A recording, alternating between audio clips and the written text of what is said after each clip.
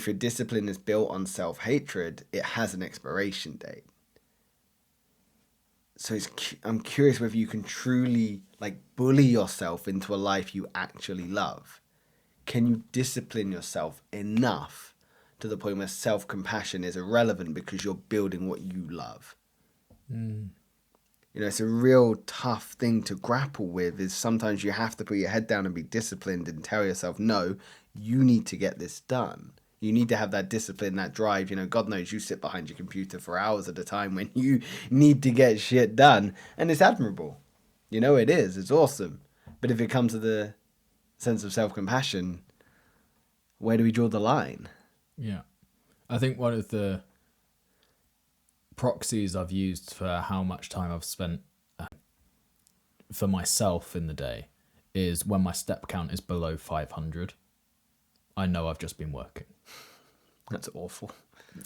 Yeah, below 500. I aim for 10,000 a day. Yeah. And I often hit about 12, 13 every day. My minimum that I'm allowed now is 5,000 a day. Good, I like that. And it's inconvenient, to be honest, because it's very easy for me to just sit at my desk all day because I have like my list of things to do now is longer than there are hours in the day, which means that I have to start pushing work back and things, which in one way helps with scheduling because it means that you've actually got some things to schedule. When you first start, you don't know what to do. Everything's all over the place. Everything feels like a hip-fire decision. Once you start getting things in terms of a process and you've got a backlog, for example, to edit, it's very clear that if you edit that video, there will be one more piece of output done. If you don't edit that video, that's going to have to be edited at some point. And then on top of that, you've got schedules on release dates and things that need to happen. So scheduling in time to go for those walks and making the time for yourself it feels every decision now is a trade-off. It's like, is this a me decision or is it a business decision? I suppose that's what people have to weigh up is it a me decision? Is it a business decision? Does the me outweigh the business? And what are the benefits of picking one over the other? But without compassion, that discipline becomes an internal violence. So it's progress driven by punishment rather than care. And I worry that progress driven by destruction, or punishment rather, is inherently unstable. That's what I worry for people that find the need to be overtly disciplined at the expense of their self-care or at the expense of their compassion. Because discipline can be self-abandonment in disguise. You know, when discipline is rooted in self-criticism, growth becomes conditional. You know, I'm only worthy if I perform. Yeah, I think the idea of discipline as well is you don't need to be disciplined when you're motivated to do the activity. Discipline is doing it when you don't want to do it. So we know discipline is required for success in any facet of life, but the very nature of you being disciplined means you are doing things that you don't want to do, but are doing in the grand scheme of, I hope to see a result from this one day. So it's a bit like with you in the gym. I think you've said before, you're doing activities that your future self will thank you for. That's probably the healthiest way that I can interpret discipline.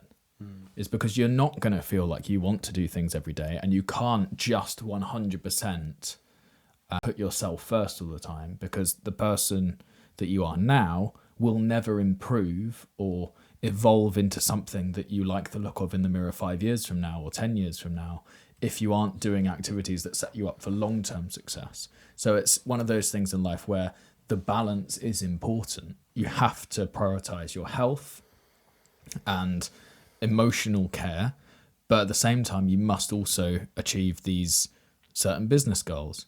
And running those side by side, they're a massive contradiction because you can't do one at the same time as doing the other. Yeah, when I think about that, you're right, and I'd like to jump off the back of that gym analogy. So discipline can become self-abandonment in disguise. That discipline can create momentum, of course it can, but it comes at the cost of emotional safety. So that self-talk that harsh self-talk rather is gonna feel productive. Like, stop being lazy, get in the gym, build a better body. Come on, you look like shit. Let's lift heavier weight. Come on.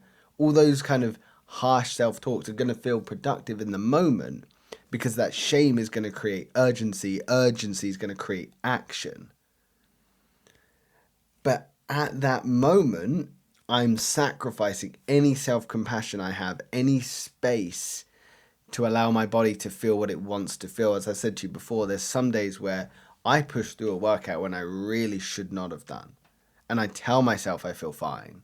And I get to the end of it and I feel like I've been hit by a fucking bus. And I'm just dead. So the next day I'm just wiped. And I'm like, if I'd rested for this day and just worked out the next day, I'd likely would have been fine. But I used that negative self-talk as positive affirmation towards the end goal, which that negative self-talk came at the expense of my compassion.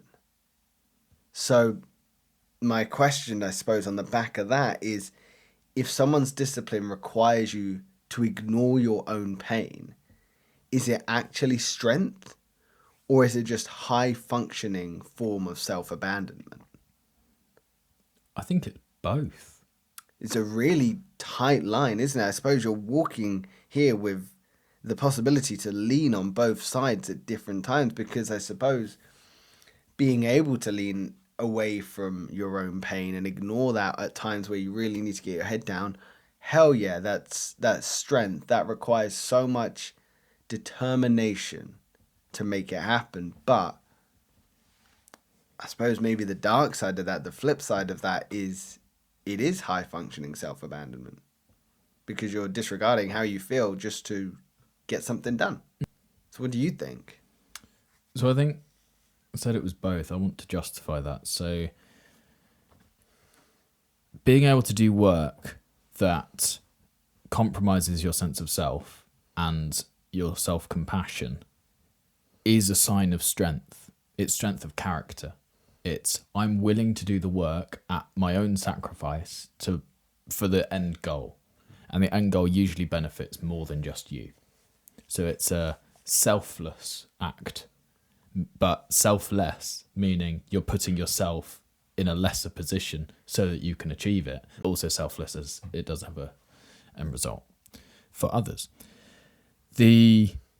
What was the other side of High functioning self-abandonment? Yeah. So you're able to achieve things, which is good. You are high functioning. You're doing work that is oftentimes complex and difficult to do, but you have completely abandoned your sense of self, which is a big sign of weakness, because you are, as you're pushing forward and you're functioning on this higher level, you're actually leaving a bit of you behind. And, people have used different analogies. If you leave yourself behind, that's fine, because you're going towards the new version of yourself, or all these more holistic approaches on what the self is and where you should find these different characters throughout your life to take the position of. But the reality is, actually, if you level up in one area so much and you've been left behind in terms of your self-compassion, then you're only going to know at that point how to be horrible to yourself and motivating yourself in a negative way. But you won't perceive it as negative. That's just, if I'm at this level, because all the signs around you are saying, no, I've grown my business. I know that I'm at this level, therefore I must be at this level in all things. That's what lights the fire. That's what keeps me going. So you wouldn't see it as like an inner tyrant, would you? You would see it as your shining light of inspiration and motivation, not this inner tyrant. So if we were using discipline to fix a version of ourselves we find unacceptable, when that fixing, quote unquote, stops, the collapse can be major. It can be depression, it can be burnout, it can be a loss of sense of self or identity. I suppose that's the body's response to stop the discipline that's coming at the expense of yourself.